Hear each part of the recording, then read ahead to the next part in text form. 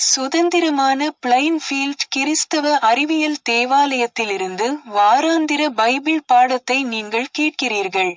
அது அமெரிக்காவின் Plainfield, new ஜெர்சியில் அமைந்துள்ளது.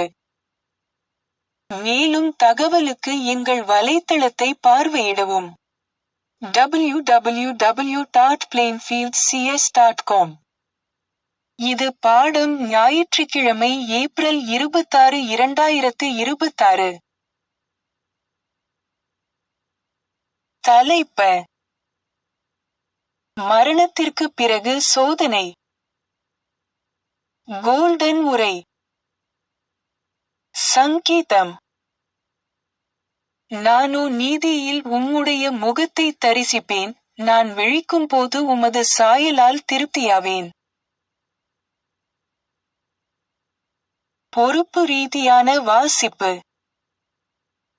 எபேசியர்: ஆதலால் கர்த்தர் நிமித்தம் கட்டுண்டவனாகிய நான் உங்களுக்குச் சொல்லுகிற புத்தி என்னவெனில், நீங்கள் அழைக்கப்பட்ட அழைப்புக்கு பாத்திரவான்களாய் நடந்து, மிகுந்த மனத்தாழ்மையும் சாந்தமும் நீட்டிய பொறுமையும் உடையவர்களாய், அன்பினால் ஒருவரையொருவர் தாங்கி, சமாதானக்கட்டினால் ஆவியின் ஒருமையை காத்துக்கொள்வதற்கு ஜாக்கிரதையாயிருங்கள். அவர் சிலரை அப்போஸ்தலராகவும், சிலரை தீர்க்கதரிசிகளாகவும், சிலரை சுவிசேஷகராகவும், சிலரை மேய்ப்பராகவும், போதகராகவும் ஏற்படுத்தினார்.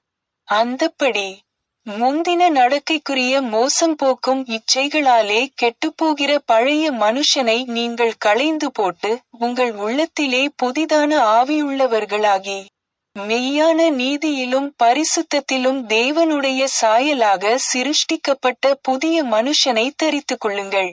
ஆதலால் தூங்குகிற நீ விழித்து, மரித்தோரை விட்டு எழுந்திரு. அப்பொழுது கிறிஸ்து உன்னை பிரகாசிப்பிப்பாரென்று சொல்லியிருக்கிறார். பாடம் பிரசங்கம். பைபிளிலிருந்து. சங்கீதம்: கர்த்தருடைய பரிசுத்தவான்களே, நீங்கள் எல்லாரும் அவரில் அன்பு கூருங்கள். உண்மையானவனை கர்த்தர் தற்காத்து, இடும்பு செய்கிறவனுக்கு பூரணமாய் பதிலளிப்பார். யோவான்: இயேசு கூறுகிறார். யோவான்: நானோ அவைகளுக்கு ஜீவன் உண்டாயிருக்கவும், அது பரிபூரணப்படவும் வந்தேன். என் ஆடுகள் என் சத்தத்திற்குச் செவி கொடுக்கிறது. நான் அவைகளை அறிந்திருக்கிறேன், அவைகள் எனக்கு பின் செல்லுகிறது. நான் அவைகளுக்கு நித்திய ஜீவனை கொடுக்கிறேன். அவைகள் ஒருக்காலும் கெட்டுப்போவதில்லை, ஒருவனும் அவைகளை என் கையிலிருந்து பறித்துக்கொள்வதுமில்லை. அவைகளை எனக்கு தந்த என் பிதா எல்லாரிலும் பெரியவராயிருக்கிறார். அவைகளை என் பிதாவின் கையிலிருந்து பறித்துக்கொள்ள ஒருவனாலும் கூடாது. யோவான்: மரியாளும் அவள் சகோதரியாகிய மார்த்தாளும் இருந்த பெத்தானியா கிராமத்தில் உள்ளவனாகிய லாசரு என்னும் ஒருவன் வியாதிப்பட்டிருந்தான். அப்பொழுது அவனுடைய சகோதரிகள், ஆண்டவரே, நீர் சிநேகிக்கிறவன் வியாதியாயிருக்கிறான் என்று சொல்ல, அவரிடத்திற்கு ஆள் அனுப்பினார்கள். இயேசு அதை கேட்டபொழுது, இந்த வியாதி மரணத்துக்கு ஏதுவாயிராமல் தேவனுடைய மகிமை விளங்குவதற்கு ஏதுவாயிருக்கிறது. தேவனுடைய குமாரனும் அதனால் மகிமைப்படுவார் என்றார். அவன் வியாதியாயிருக்கிறதாக அவர் கேள்விப்பட்ட பொழுது, தாம் இருந்த இடத்திலே பின்னும் 2 நாள் தங்கினார். அதன் பின்பு அவர் தம்முடைய சீஷரை நோக்கி, நாம் மறுபடியும் யூதேயாவுக்கு போவோம் வாருங்கள் என்றார். இவைகளை அவர் சொல்லிய பின்பு அவர்களை நோக்கி, நம்முடைய சிநேகிதனாகிய லாசரு நித்திரையடைந்திருக்கிறான். நான் அவனை எழுப்பப் போகிறேன் என்றார். அதற்கு அவருடைய சீஷர்கள், ஆண்டவரே, நித்திரையடைந்திருந்தால் சுகமடைவான் என்றார்கள். இயேசுவானவர் அவனுடைய மரணத்தை குறித்து அப்படிச் சொன்னார். அவர்களோ நித்திரை செய்து இளைப்பாறுகிறதை குறித்துச் சொன்னாரென்று நினைத்தார்கள். அப்பொழுது இயேசு அவர்களை நோக்கி, லாசரு மரித்துப் போனான் என்று வெளிப்படையாய்ச் சொல்லி, நான் அங்கே ராததினால் நீங்கள் விசுவாசமுள்ளவர்களாகிறதற்கு ஏது உண்டென்று உங்கள் நிமித்தம் சந்தோஷப்படுகிறேன். இப்பொழுது அவனிடத்திற்கு போவோம் வாருங்கள் என்றார். இயேசு வருகிறார் என்று மார்த்தாள் கேள்விப்பட்டபோது அவருக்கு எதிர்கொண்டு போனாள். மரியாளோ வீட்டிலே உட்கார்ந்திருந்தாள். மார்த்தாள் இயேசுவினிடத்தில் வந்து, ஆண்டவரே, நீர் இங்கே இருந்தீரானால் என் சகோதரன் மரிக்க மாட்டான். இப்பொழுதும் நீர் தேவனிடத்தில் கேட்டுக்கொள்ளுவதெதுவோ அதை தேவன் உமக்கு தந்தருளுவார் என்று அறிந்திருக்கிறேன் என்றாள். இயேசு அவளை நோக்கி, உன் சகோதரன் உயிர்த்தெழுந்திருப்பான் என்றார். அதற்கு மார்த்தாள், உயிர்த்தெழுதல் நடக்கும் கடைசி நாளிலே அவனும் உயிர்த்தெழுந்திருப்பான் என்று அறிந்திருக்கிறேன் என்றாள். இயேசு அவளை நோக்கி, நானே உயிர்த்தெழுதலும் ஜீவனுமாயிருக்கிறேன். என்னை விசுவாசிக்கிறவன் மரித்தாலும் பிழைப்பான். உயிரோட்டிருந்து என்னை விசுவாசிக்கிறவன் எவனும் என்றென்றைக்கும் மரியாமலும் இருப்பான். இதை விசுவாசிக்கிறாயா என்றார். அப்பொழுது இயேசு மறுபடியும் தமக்குள்ளே கலங்கி கல்லறையினிடத்திற்கு வந்தார். அது ஒரு குகையாயிருந்தது. அதின் மேல் ஒரு கல் வைக்கப்பட்டிருந்தது. இயேசு, கல்லை எடுத்துப் போடுங்கள் என்றார். மரித்தவனுடைய சகோதரியாகிய மார்த்தாள் அவரை நோக்கி, ஆண்டவரே, இப்பொழுது நாருமே 4 நாளாயிற்றே என்றாள். இயேசு அவளை நோக்கி, நீ விசுவாசித்தால் தேவனுடைய மகிமையைக் காண்பாய் என்று நான் உனக்குச் சொல்லவில்லையா என்றார். அப்பொழுது மரித்தவன் வைக்கப்பட்ட இடத்திலிருந்த கல்லை எடுத்துப் போட்டார்கள். இயேசு தம்முடைய கண்களை ஏறெடுத்து, பிதாவே, நீர் எனக்குச் செவி கொடுத்தபடியினால் உம்மை ஸ்தோத்திரிக்கிறேன். நீர் எப்பொழுதும் எனக்குச் செவி கொடுக்கிறீர் என்று நான் அறிந்திருக்கிறேன். ஆனாலும் நீர் என்னை அனுப்பினதைச் சூழ்ந்து நிற்கும் ஜனங்கள் விசுவாசிக்கும்படியாக அவர்கள் நிமித்தம் இதைச் சொன்னேன் என்றார். இவைகளைச் சொன்ன பின்பு, லாசருவே, வெளியே வா என்று உரத்த சத்தமாய் கூப்பிட்டார். அப்பொழுது மரித்தவன் வெளியே வந்தான். அவன் கால்களும் கைகளும் பிரேதச் சீலைகளினால் கட்டப்பட்டிருந்தது. அவன் முகமும் சீலையால் சுற்றப்பட்டிருந்தது. இயேசு அவர்களை நோக்கி, இவனை கட்டவிழ்த்து விடுங்கள் என்றார். யோவான். இயேசு இவைகளைச் சொன்ன பின்பு தம்முடைய கண்களை வானத்துக்கு ஏறெடுத்து, பிதாவே, வேளை வந்தது. நீர் உம்முடைய குமாரனுக்கு தந்தருளின யாவருக்கும் அவர் நித்திய ஜீவனை கொடுக்கும் பொருட்டு மாம்சமான யாவர் மேலும் நீர் அவருக்கு அதிகாரம் கொடுத்தபடியே, உம்முடைய குமாரன் உம்மை மகிமைப்படுத்தும்படிக்கு நீர் உம்முடைய குமாரனை மகிமைப்படுத்தும். ஒன்றான மெய்த்தேவனாகிய உம்மையும் நீர் அனுப்பினவராகிய இயேசு கிறிஸ்துவையும் அறிவதே நித்திய ஜீவன். யோவான். என் வசனத்தை கேட்டு என்னை அனுப்பினவரை விசுவாசிக்கிறவனுக்கு நித்திய ஜீவன் உண்டு. அவன் ஆக்கினை தீர்ப்புக்குட்படாமல் மரணத்தை விட்டு நீங்கி ஜீவனுக்குட்பட்டிருக்கிறான் என்று மெய்யாகவே மெய்யாகவே உங்களுக்குச் சொல்லுகிறேன். மரித்தோர் தேவகுமாரனுடைய சத்தத்தை கேட்கும் காலம் வரும், அது இப்பொழுதே வந்திருக்கிறது. அதை கேட்கிறவர்கள் பிழைப்பார்கள் என்று மெய்யாகவே மெய்யாகவே உங்களுக்குச் சொல்லுகிறேன்.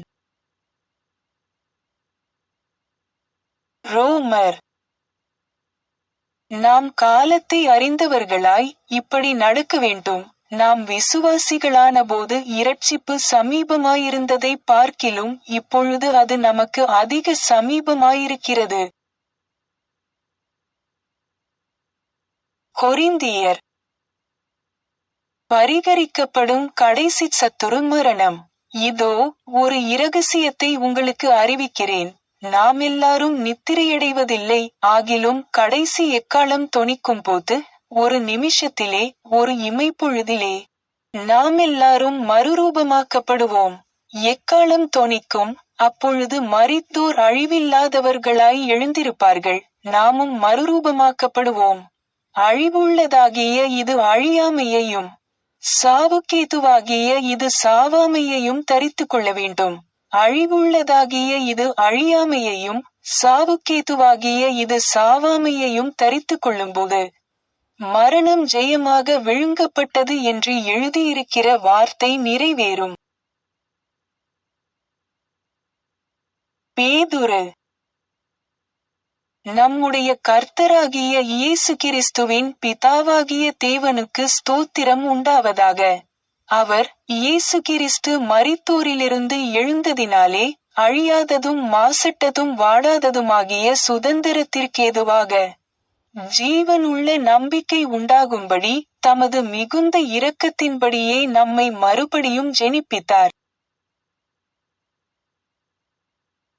மேரி பேக்கர் எட்டி எழுதிய கிறிஸ்டியன் சயின்ஸ் பாடநூல் அறிவியல் மற்றும் ஆரோக்கியத்துடன் கீடூத்தி ஸ்கிரிப்ட்ஸிலிருந்து தொடர்புடைய பத்திகளை படிப்பேன். அறிவியல் மற்றும் ஆரோக்கியம். வாழ்வு நித்தியமானது. இதை நாம் கண்டறிந்து அதனைச் செயல் வடிவம் கொடுக்கத் தொடங்க வேண்டும். வாழ்வும் நன்மையும் அழியாதவை. எனவே நமது வாழ்வியல் பார்வைகளை முதுமை மற்றும் சீரழிவின்பால் அல்லாமல் அழகு, புத்துணர்ச்சி மற்றும் தொடர்ச்சியின்பால் வடிவமைப்போம். இயேசு லாசருவை குறித்து இவ்வாறு கூறினார்: நமது நண்பனான லாசரு உறங்குகிறான், ஆனாலும் நான் அவனை உறக்கத்திலிருந்து எழுப்பப் போகிறேன். லாசரு ஒருபோதும் மரிக்கவில்லை என்ற புரிதலின் மூலமே இயேசு அவனை உயிர்ப்பித்தார். அவனது சரீரம் மரித்து பின்பு மீண்டும் உயிர் பெற்றது என்ற ஒப்புதலின் மூலம் அல்ல.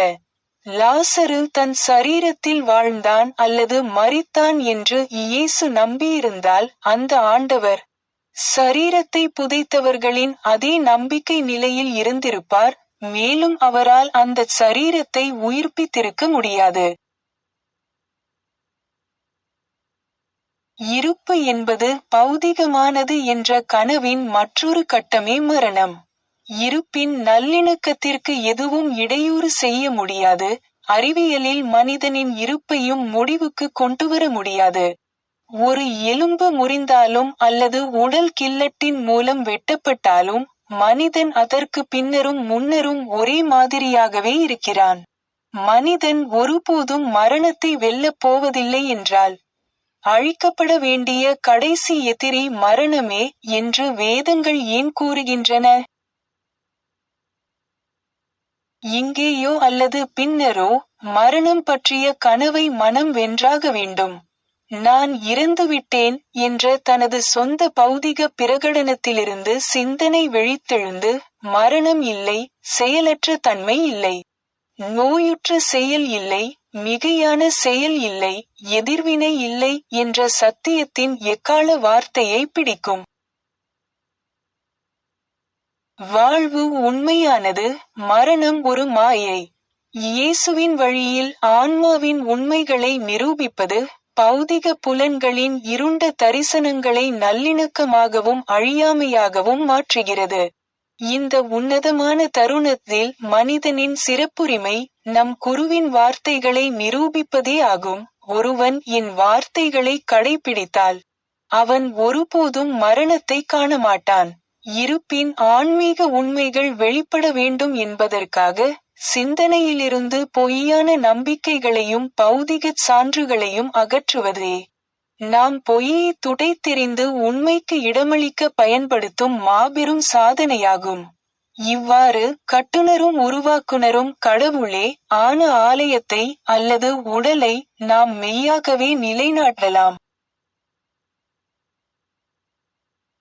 மரணம் என்று தோன்றியதற்கு பிறகும் இயேசுவின் சரீர நிலையில் எந்த மாற்றமும் ஏற்படவில்லை. அதைத் தொடர்ந்து அவர் எல்லா பௌதிக நிலைகளுக்கும் மேலாக உயர்த்தப்பட்டார். இந்த உயர்வு அவருடைய விண்ணேற்றத்தை விளக்கியதுடன் கல்லறைக்கு அப்பால் ஒரு சோதனைக்குரிய மற்றும் படிப்படியான நிலையையும் சந்தேகத்திற்கு இடமின்றி வெளிப்படுத்தியது. கிறிஸ்து உலகப்பிரகாரமான நிலைமைகளுக்கு உட்படாதவர் என்றும் மனித கோபத்திற்கு அப்பாற்பட்டவர் என்றும் சத்தியம், வாழ்வு, அன்பு ஆகியவற்றின் மூலம் பாவம், நோய், மரணம் மற்றும் கல்லறை ஆகியவற்றை வெல்ல வல்லவர் என்றும் அவர் நிரூபிக்க வேண்டியிருந்தது. வாழ்க்கை இப்போது பொருளைச் சார்ந்துள்ளது, ஆனால் மரணத்திற்கு பிறகு அதைச் சார்ந்திருக்காது என்று சொல்வதற்கு நமக்கு உரிமை இல்லை. நாம் இங்கு நமது நாட்களை வாழ்க்கை அறிவியலைப் பற்றிய அறியாமையில் கழித்துவிட்டு, இந்த அறியாமைக்கு மரணத்திற்கு பின் ஒரு வெகுமதியை காண எதிர்பார்க்க முடியாது. அறியாமைக்கு ஈடாக மரணம் நம்மை இணக்கமானவர்களாகவும் அழியாதவர்களாகவும் ஆக்காது. ஆன்மீகமும் நித்தியமுமான கிறிஸ்தவ அறிவியலுக்கு நாம் இங்கு செவிசாய்க்கவில்லை என்றால், மறுமையில் ஆன்மீக வாழ்விற்கு நாம் தயாராக இருக்க மாட்டோம். மரணம் எனப்படுகின்ற நிகழ்வு மனிதர்களை வந்தடைவதற்கு முன்பாக, மனிதனின் இருப்பின் தத்துவம், விதி மற்றும் வெளிப்பாடு ஆகியவை சிறிதளவும் புரிந்து கொள்ளப்படாவிட்டால், அந்த ஒற்றை அனுபவத்தின் காரணமாக அவர்கள் வாழ்வின் படிநிலையில் ஆன்மீக ரீதியாக எந்த விதத்திலும் உயர்வடைய மாட்டார்கள். மாறாக, அந்த மாற்றத்திற்கு முன்பிருந்ததைப் போலவே பௌதிகமானவர்களாகவே இருப்பார்கள். அவர்கள் ஆன்மீக வாழ்வின் மூலம் மகிழ்ச்சியை தேடுவதற்கு பதிலாக, பௌதிக வாழ்வின் மூலமாகவும் சுயநல மற்றும் தாழ்ந்த நோக்கங்களிலிருந்தும் மகிழ்ச்சியை தேடிக்கொண்டே இருப்பார்கள். மரணம் எனப்படும் அந்த மாற்றம், பாவம், நோய் மற்றும் மரணம் மீதான நம்பிக்கையை அழித்துவிட்டால், அந்த அழிவின் கணத்திலேயே மகிழ்ச்சி வெல்லப்பட்டு என்றென்றும் நிலைத்திருக்கும். ஆனால் அது அவ்வாறு இல்லை. பரிபூரணத்தின் மூலமே பரிபூரணம் அடையப்படுகிறது. தெய்வீக அறிவியலில், சத்தியமாகிய கிறிஸ்து எல்லா அறியாமையையும் பாவத்தையும் நீக்கும் வரை அநீதிமான்கள் அநீதிமான்களாகவே இருப்பார்கள்.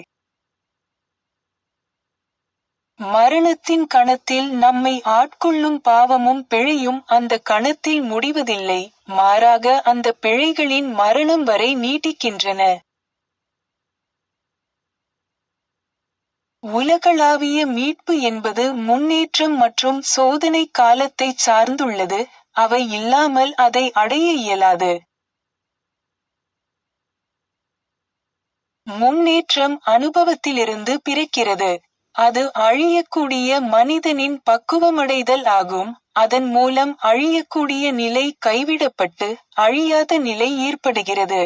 இம்மையிலோ அல்லது மறுமையிலோ, துன்பமோ அல்லது அறிவியலோ, வாழ்வு மற்றும் மனம் குறித்த அனைத்து மாயைகளையும் அழித்து, பௌதிக புலனையும் ஆன்மாவையும் புத்துயிர் பெறச் செய்ய வேண்டும். பழைய மனிதனும் அவனது செயல்களும் களையப்பட வேண்டும். புலன் சார்ந்ததோ அல்லது பாவமானதோ எதுவும் அழியாதது அல்ல. பொய்யான பௌதிக புலனின் மற்றும் பாவத்தின் மரணமே உயிரியல் பொருளின் மரணம் அல்ல, மனிதனையும் வாழ்வையும் இணக்கமான, உண்மையான மற்றும் நித்தியமானதாக வெளிப்படுத்துகிறது. இருப்பு புரிந்து கொள்ளப்படும்போது, வாழ்வானது பருப்பொருளாகவோ அல்லது வரையறுக்கப்பட்டதாகவோ அல்லாமல், எல்லையற்றதாக, அதாவது சர்வ நன்மையாகிய கடவுளாக அங்கீகரிக்கப்படும். மேலும், வாழ்வோ அல்லது மனமோ எப்போதாவது ஒரு வரையறுக்கப்பட்ட வடிவத்தில் இருந்தது என்றோ, அல்லது தீமையில் நன்மை இருந்தது என்றோ உள்ள நம்பிக்கை அழிக்கப்படும்.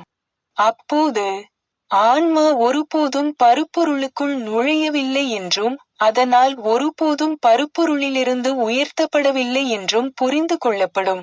ஆன்மீக இருப்புக்கும் கடவுளை பற்றிய புரிதலுக்கும் முன்னேறும்போது, மனிதனால் இனி பருப்பொருளுடன் தொடர்பு கொள்ள முடியாது. ஒரு மரம் தன் விதைக்கு திரும்ப முடியாதது போலவே, அவனாலும் அதற்கு திரும்ப முடியாது. மனிதன் உடலுடையவனாகவும் தோன்ற மாட்டான், மாறாக அவன் தெய்வீக ஆன்மாவால் பருப்பொருளாக அல்லாமல் கருத்தாக வகைப்படுத்தப்பட்ட ஒரு தனிப்பட்ட உணர்வாக இருப்பான். இந்த இருப்பு நிலை அறிவியல் பூர்வமானது மற்றும் சிதைவடையாதது.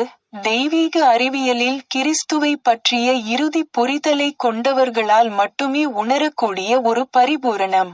மரணம் இந்த இருப்பு நிலையை ஒருபோதும் விரைவுபடுத்த முடியாது, ஏனெனில் அழியாமை தோன்றுவதற்கு முன்பு மரணத்தை வெல்ல வேண்டுமே தவிர அதற்கு அடிபணியக் கூடாது. புலன் சார்ந்த யுகங்களில் மரணம் எனப்படும் மாற்றத்திற்கு முன்னர் முழுமையான கிறிஸ்தவ அறிவியலை அடைய முடியாது, ஏனெனில் நாம் புரிந்து கொள்ளாத ஒன்றை நிரூபிக்கும் ஆற்றல் நமக்கு இல்லை. ஆனால் மனித சுயம் நற்செய்திக்கு உட்படுத்தப்பட வேண்டும்.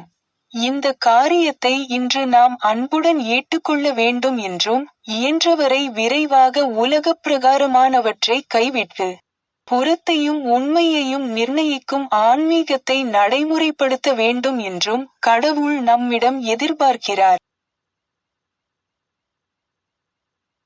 இவ்வாறு முன்னேற்றம் இறுதியில் எல்லா தவறுகளையும் அழித்து அழியாமையை வெளிச்சத்திற்கு கொண்டு வரும். சர்ச் கையேட்டில் கொடுக்கப்பட்டுள்ளபடி மேரி பேக்கர் எட்டியின் 3 தினசரி கடமைகளை இப்போது படிப்பேன். தினசரி ஜெபம். ஒவ்வொரு நாளும் ஜெபிப்பது இந்த திருச்சபையின் ஒவ்வொரு உறுப்பினரின் கடமையாகும். உம்முடைய ராஜ்யம் வா, தெய்வீக சத்தியம், வாழ்க்கை, அன்பு ஆகியவற்றின் ஆட்சி என்னுள் நிலை பெறட்டும். எல்லா பாவங்களையும் என்னிடமிருந்து விலக்கட்டும். உம்முடைய வார்த்தை எல்லா மனிதர்களிடமும் பாசத்தை வளப்படுத்தி அவற்றை ஆளட்டும். நோக்கங்கள் மற்றும் செயல்களுக்கான விதி. தி மதர் சர்ச்சின் உறுப்பினர்களின் நோக்கங்கள் அல்லது செயல்களை விரோதமோ அல்லது தனிப்பட்ட இணைப்போ தூண்டக்கூடாது. அறிவியலில் தெய்வீக அன்பு மட்டுமே மனிதனை ஆளுகிறது. ஒரு கிறிஸ்தவ விஞ்ஞானி அன்பின் இனிமையான வசதிகளையும் பாவத்தை கண்டிப்பதிலும் உண்மையான சகோதரத்துவம், தொண்டு, மன்னிப்பு ஆகியவற்றிலும் பிரதிபலிக்கிறார். இந்த திருச்சபையின் உறுப்பினர்கள் தினந்தோறும் கவனித்து எல்லா தீமைகளிலிருந்தும் தீர்க்கதரிசனம், தீர்ப்பு, கண்டனம், ஆலோசனை, செல்வாக்கு செலுத்துதல் அல்லது தவறாக செல்வாக்கு செலுத்துதல் ஆகியவற்றிலிருந்து விடுவிக்கப்பட வேண்டும். கடமைக்கு விழிப்புணர்வு. ஆக்கிரமிப்பு மனநல ஆலோசனைகளுக்கு எதிராக தினமும் தன்னை தற்காத்துக் கொள்வது இந்த திருச்சபையின் ஒவ்வொரு உறுப்பினரின் கடமையாகும். மேலும் கடவுளுக்கும் அவரது தலைவருக்கும் மனிதகுலத்திற்கும் அவர் செய்ய வேண்டிய கடமையை மறக்கவோ புறக்கணிக்கவோ கூடாது. அவருடைய கிரியைகளால் அவர் நியாயந்தீர்க்கப்படுவார், நியாயப்படுத்தப்படுவார் அல்லது கண்டிக்கப்படுவார்.